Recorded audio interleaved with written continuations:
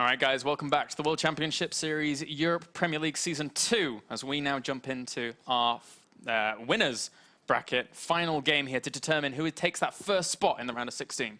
You took my seat. I did take your seat, I'm sorry. It's because you look better on one side, not the other, isn't it? I think you might be in the same boat. I look great on that side. Yeah, you think so? I don't know. I don't know. All right, okay. NaNiwa versus uzer. Not a game too many people would have expected. Who do you think is going to win? Considering the circumstances, of course, NaNiwa is playing from Korea today. Yeah. You know, everyone knows that, and he did manage to beat Lucifron 2-1. What does this mean now for uzer coming into this series? Uzer's win ratio against Protoss is only around that 50% win ratio. But I think that he could take it. Yeah. You think he can? Yeah, okay. I kind of think so. He's a very aggressive player when it comes to Zerg versus Protoss. He is, and there's a lot of things like +1 Roach Gliru Constitution timings that he goes for, even Ling or Speedling all-ins. He will go for the third hatch ray, just completely ignore it, try and throw his off his opponent, and then try and make that work. But NaNiwa, he might also play aggressive. I don't know how, you know, kind of which way this is going to go whatsoever. It's going to be one to decide for sure. So we are about ready to jump into this next game. We'll be starting momentarily here. And the first map is going to be Neo Planet S between these two players. NaNiwa from the Alliance, playing from Korea, now going up against his opponent. Not too sure how he's going to play or how NaNiwa is going to play. But one way or the other, we will find out. As we have now game number 1 loading up and good to go here, and spawning to the bottom left-hand corner as our blue Zerg. We have blue Protoss even. We have Alliance NaNiwa. And spawning up to the top right-hand corner as our red Zerg, we have uzer. All right, so between these two players, you think uzer can do it, right? Yeah, I think so. I mean, there is certainly the opportunity for him to do so. We'll see if he's going to be able to make it work out. But for the most part, it's still very up in the air. NaNiwa has already exhibited very, very strong aggression early on. And that has meant that, you know, he was able to tumble Lucifron, a very strong player in himself. Of course, a different matchup, but we'll have to see. An interesting gateway pylon, or pylon for the gateway, should I say, here by NaNiwa. I mean, the majority of them are thrown into the main base, you know, somewhere up to here. Or they're thrown down onto the natural location to start a wall-off. But surprisingly enough, we have the gateway going to come down as a bit of a wall-off to create a difference between the natural and the main base. Interesting choice here by NaNiwa. All right, so we'll see what uzer is going to do as he does throw down his spawning pool here. I wonder if there's any couple of two-base timings that the uzer could pull off against NaNiwa. I mean, there certainly could be. From uzer's point of view. Yeah, I wonder if there are a couple of two-base. Would he go ahead and do it? I think, though, considering the circumstances, I think he's just going to play completely reactionary. Just, you know, see what NaNiwa is up to and then just react around it. Yeah, I think so as well. With NaNiwa playing this out, I mean, it's a bit harder for NaNiwa to go for full all-ins against an opponent in this matchup, just in general. Zerg, I feel, is more resilient against very, very early all-ins in comparison. Well, looky what we have here. During the break, or during the second game, NaNiwa seemed to have gone onto Twitter and said something along the lines of, "Don't know why I get flamed when Huck 4-gated for 3 years and won $50,000 US from it. Manner up, guys. Have some respect." Tweet coming in from NaNiwa there, his opinion on everyone's thoughts on how he played game number 1. And, you know, if you think about that kind of tweet, depending on if uzer was on his phone while playing the last game or if he checked Twitter, you know, is that going to affect his plays? Does now he say, well, you know, NaNiwa just tweeted out that he 4-gated. Does that now become a part of uzer's plan to be more defensive around that? I mean, uzer, he has the opportunity to react to such things, and now he sees the Nexus already going down. So he has to know that there is less likelihood of something crazy going on. But then again, NaNiwa, at the very back of his base, has something sneaky up his sleeve. It's throwing down a robotics facility. So what this is going to be is like an Immortal Zealot all-in if it's only off a single gas. And this is a powerful all-in that can be sometimes difficult to deal with. The number one way to start to deal with it is, first of all, to identify the problem, which is the lack of second gas inside the main base. This is uzer's must-do. He needs to come in to actually check out, is there a gas or not? This could be a multiple set of different builds without that gas down at 7-gate, 8-gate, but we kind of see what's going to happen and come from this. A Warp Prism gets started immediately here. It could be just, you know, with, what is he? Does he have a sentry down yet or anything? No, just the Mothership Core. Stalker's, oh, look at the Stalker. Where is he? Coming in rallied. to protect the second gas and the robotics facility from being spotted against an Overlord, which is always going to be there. At the same time, though, over in user's base, going for the layer on 2 bases here with quite a bit of gas coming in. What do you make of this? Oh, it's a little bit greedy here. You know, without an evolution chamber, without a Roach Warren, yeah, he could be in a bit of trouble. We're going to see NaNiwa just throw down a ton of gateways shortly. Here comes the Immortal. Very funky little build here from NaNiwa NaNiwa. Been pushed away. Yeah, that Overlord not really getting much intel in the slightest. And now with that, the gateways, at the wall at least, are being added on. Won't be surprised if we see gateways elsewhere. Still, uzer with no idea. The same problem that Lucifron had. What's coming? He's decided to throw down the Roach Warren. With his fast layer here, at least he'll be able to get Roach speed early on. But he won't have too many upgrades. Yeah, upgrades for his ground units. He doesn't have a third hatchery either. Yeah. And NaNiwa hasn't, look at NaNiwa, hasn't seen a thing yet. Doesn't care. Seemingly so. I think, though, if user is able to hold this off and transitions up to a position where he feels comfortable with Roach Hydra, which is a very, very common build out of user, then he will feel safer and much more comfortable. But it's that timing in between where he's then just getting all those units out that is going to be the real hindrance here to user. Well, there's your gateways. There's your Mothership Core. And there goes the Warp Prism. Here comes the attack. Is user defended for this? He's got Hydros Den down as well. He's got no idea about this yet. In his vision, let's have a look again. He's seen nothing apart from Stalker patrolling. In his vision right now, where is the Mothership Core and Warp Prism? In the middle. Still not seeing it. And just now is his first reaction to what's going on. He's at 46 drones. He's seen the Warp Prism. Yeah. He's got Hydras being built now. Trying to get there as many units as possibly can do. The Zerglings poke forwards, realize that the 2 Immortals are in there, as well as warping in units. So he knows that the aggression is coming. All he has to do from this point onwards is make units, but NaNiwa is knocking on his door so quickly. Yeah, and here comes another warp in from NaNiwa. His gateways are turned on. He's got a lot of Zealots. He's got double time warp available as well. All the Zealots come in. Oh, this is a lot of aggression coming down here for NaNiwa. Time Warp goes down in a very cool place, actually, to slow down a lot of those drones, as well as all those roaches that are kind of bottled up there, as well, with the Zealots now flanking whilst the Immortals do the damage from the left. This is a fantastic position for NaNiwa, and uzer just crumbles right now. Yeah, with 4 more gateways coming in, he just crushes through this natural. Look at that. Well played. NaNiwa says, well, well, well. Well, things seem to be going my way today as he is able to pick up another game.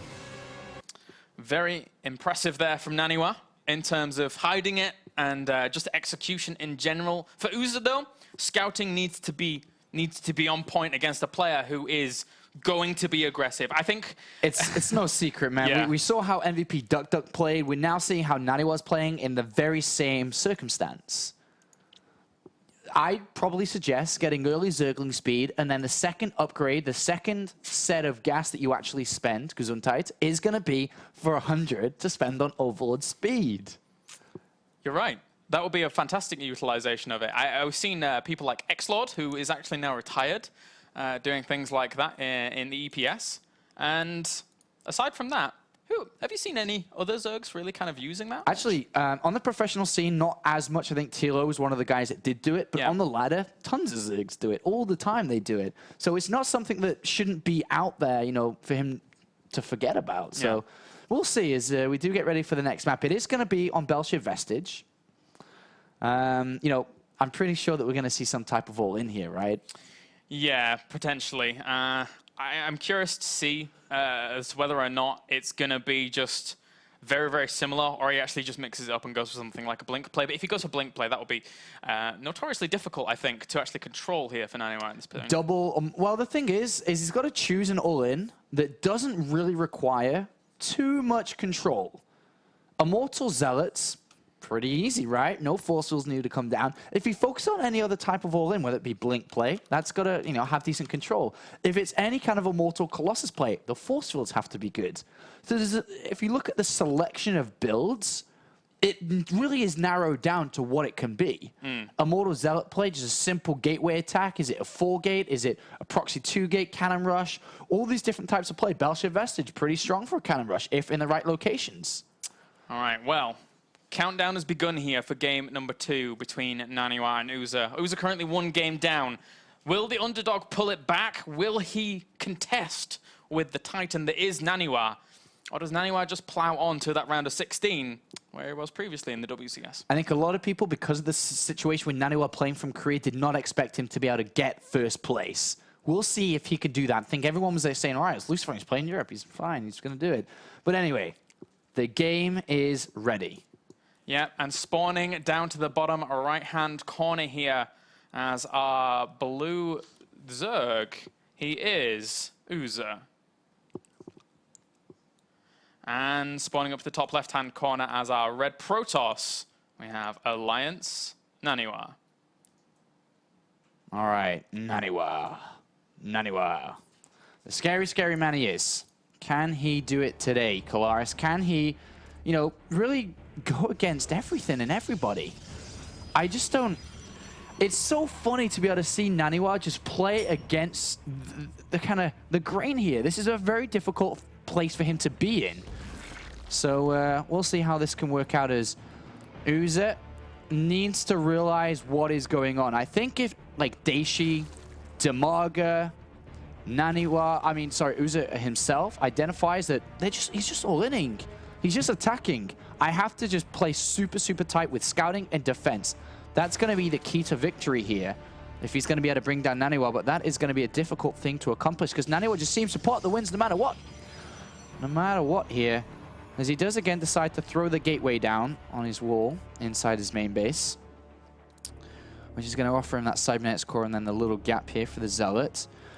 I don't think changing the opening builds really is something for him to do. Whether, there's old builds where you could go gas first and then spawn and pull. Spawn and pull into hatchery is a fine build, but I definitely like to see a gas come down quite fast for that circling speed and for that overload speed too. Yeah, just making sure that he is well defended here against anything that NaNiwa would want to do, because, again, there is going to be that aggression. He's throwing down those double gases in his main. Yeah. As would be standard here for a bit more of a gateway opener. But now, well, we'll see. I mean, what do you think that NaNiwa could possibly do here? Is there options open to you? Maybe could throw down Twilight Council before expanding. DTs is a very easy win if it's not defended properly. A Stargate could come down for an Oracle to just skip the Queens and go straight for the drone line to gain an edge there. There's multiple different things for him to focus on, but I don't know which one it's going to be. We do see uzer taking a gas. That's the first step here, to get Zergling speed nice and early. And like I said, I think the best choice is to go for the overload speed too. Yeah, certainly. He needs the intel. He has to get the intel against an opponent that's already shown those aggressive tendencies that we've seen from him all night long. The Mothership Core is on the way here for NaNiwa, and he is transitioning a probe down to that natural, but that certainly doesn't mean that the aggression will subside for minutes and minutes, because we've already seen that NaNiwa can make it work very, very quickly off an expansion. Yeah, it's just never going to be a one base all in against Zerg unless you Wellmu and can pull off that. And Elfie. 5-gate Zealot and Elfie, of course, the Finnish players. Yeah. As close as NaNiwa is from Finland when he's at home in Sweden. There's that rivalry. Doesn't want to conform to the Finns, I think. Yeah, Elfie and Wellmu saying, you copied me. Yeah. Twilight Council coming down here. So the two options, very simply here, is going to be for blink play or for DTs. So we'll see which one it's going to be here. Yeah. There's Zergling speed now on its way. Yeah, trying to get that on out, and it's going to be out pretty quickly. which will be nice for him. It gives him extra little aggressive, well, more defensive capabilities here against a player like NaNiwa, who is indeed opening with that Twilight Council. And God, show me the I DTs. would love to see DTs, I would love to see DTs. Yeah. Oh, there we go. Oh. All right, so he's basically just going to test his opponent's defense again. Stalker preventing the overload, and showing that Stalker's like, you aren't coming in from this angle. It's that simple. You actually aren't coming in here. The one thing that could work maybe for uzer if he just maybe goes for an all-in himself, maybe just mass Zerglings. Yeah. But he is about to take a third, which isn't going to be helping him anytime soon. Well, it's funny, because when you would see uzer go for that mass Zergling play, if he was trying to trick his opponent out and try and deny the scouting from that point, it would normally be on the... oh, look at this, actually. Where's he going? Is he going to the Zergling just checked this location, and then all of a sudden, there's a probe there. That's really, really unfortunate, because to yourself, you're like, I checked there. But the probe just got there as the Zergling left. An annoying timing there for him. He's going up to the Ro32, and he may go for a +1 Gliria Constitution timing if he actually gets that layer going, which currently it's not doing. He doesn't even have a layer in, never mind any Spore Crawlers. So this Dark Shrine is so close to finishing. Speed. The probe, builds a pylon. He was about to get in there to see everything. But still, no layer, no Spore. Oh, there's the Spore Crawlers. There are the Spore Crawlers going down right now, realizing that, wait a minute, there has to be something going on, surely. There's a third gas down. He hasn't seen any sentries. There were no sentries on the natural. How can you not have sentries as a Protoss player? You're kidding me, right? And here come the DTs. 3 DTs. Oh boy. That's a lot of firepower that those Dark Templar have. There's no transfuse, not yet. If he just snipes a Spore? Yeah, exactly. If he just kills that off, the layer's now morphing in, but he's just going to go straight to it. There's a transfuse. There's a transfuse. There's a transfuse. He didn't use it. On the Queen, there was a transfuse available, and now there's no detection.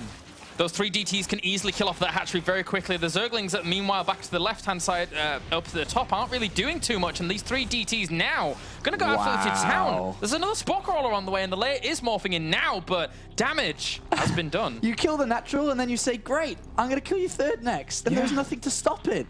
NaNiwa's just chosen the right build.